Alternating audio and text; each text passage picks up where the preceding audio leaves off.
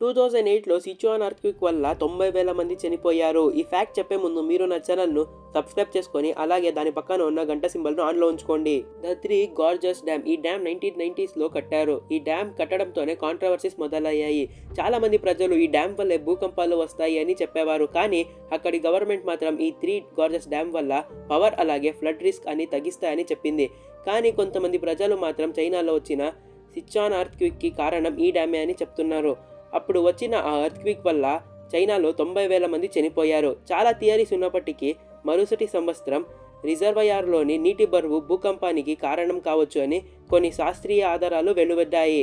ఈ మొత్తం కథ చాలా వివాదాస్పదంగా ఉంది మరియు నిజం అస్పష్టంగా ఉంది. నేనెంతో కష్టపడి వీడియోస్ చేసినా నాకు వ్యూస్ అయితే రావట్లేదు. కనీసం మీరైనా నా ఛానల్‌ను సబ్స్క్రైబ్ చేసుకొని నాకు సపోర్ట్ చేస్తారని కోరుకుంటున్నాను.